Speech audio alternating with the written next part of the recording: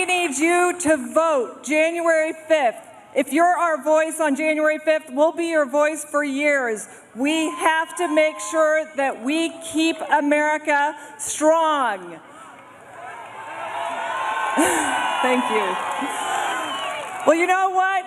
My colleague, David Perdue, my good friend, wants to make sure that you vote. We are going to vote because if we don't vote, we will lose the country. If we vote, we will win.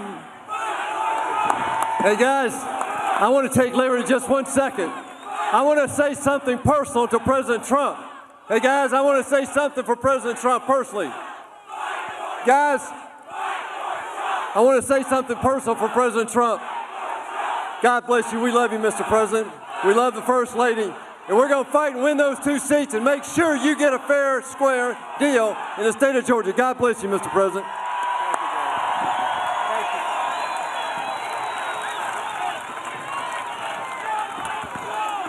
Well, thank you very much.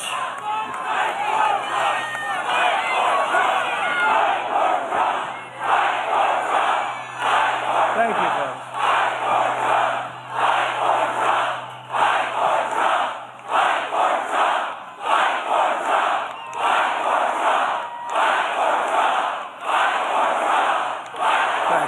Thank you. Just so that we're clear about what's happened here, Trump has brainwashed his supporters into believing that he won an election that he didn't win. He then demanded that Georgia's Republican senators do something to help him, which is an impossible task, both because they have zero say in adjudicating election results and because he quite literally lost the election. And yet because they can't defend him, Trump's supporters have turned on them for not doing something that they are physically incapable of doing.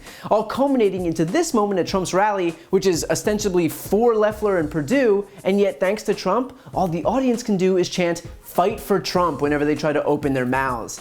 Not exactly the ringing endorsement that they were hoping for. Also, there's the fact that if Loeffler and Perdue do decide to join Trump in his play acting and pretend that the election was rigged, they're basically telling their voters that Georgia's elections are not to be trusted at the same time that they'd be trying to get them to vote in yet another election. They would literally be hurting themselves. But let's just be honest here, this is exactly what Trump wants them to do, because Trump doesn't care about them or the US Senate or anyone other than himself. He's only interested in preserving his own campaign, even if doing so is actively hurting the Republican Party's only hope of taking the Senate. Still, he's only interested in perpetuating a rigged election claim that will only serve to reduce trust among Republicans in Georgia's election. It's almost like there are consequences to putting the entire party in the hands of an egomaniac. And that was put on full display at this rally where Trump stayed on stage for an hour and 40 minutes, and yet he gave Perdue and Loeffler a grand total of 2 minutes on stage.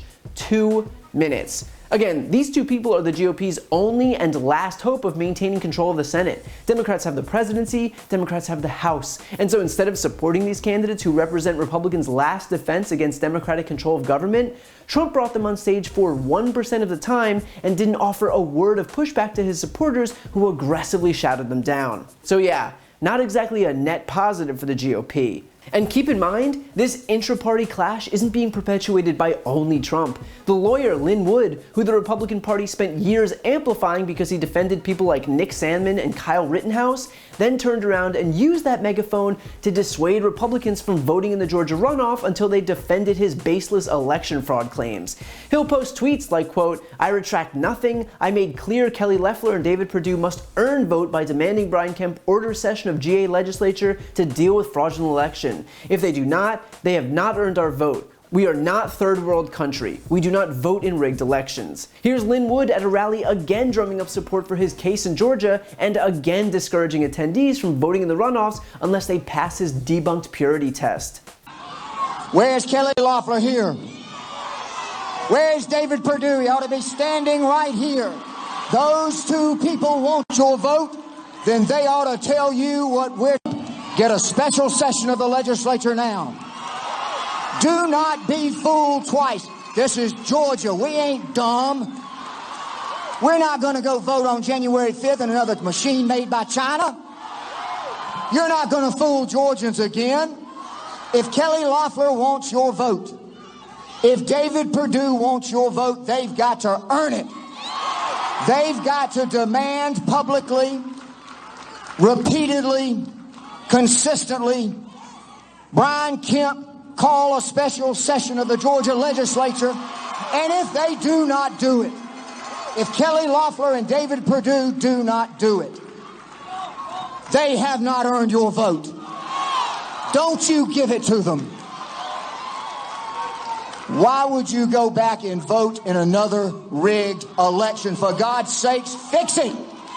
You gotta fix it before we'll do it again.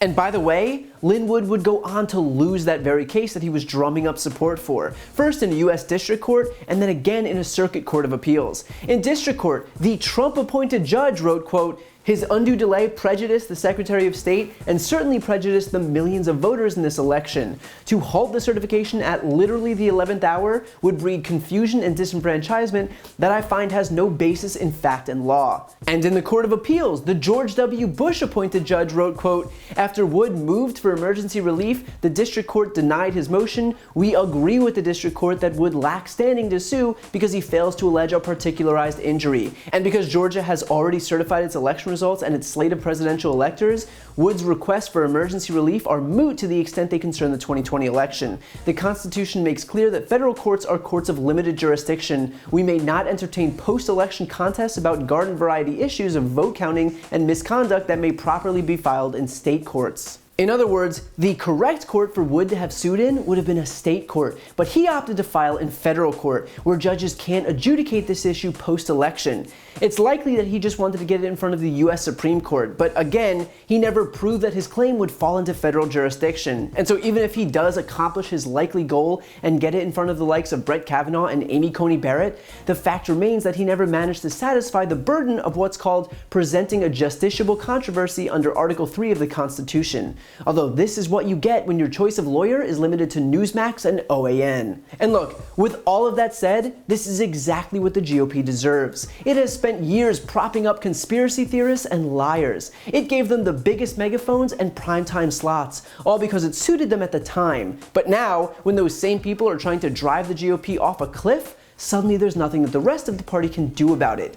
This was a problem of their own creation. It's the equivalent of Dr. Frankenstein realizing that he created a monster. And I wouldn't normally align myself with those people, but in this case, I'd make an exception. Republicans should sit out this election, and maybe the party more broadly will learn firsthand the consequences of making a bunch of made-for-TV clowns the voices of their party.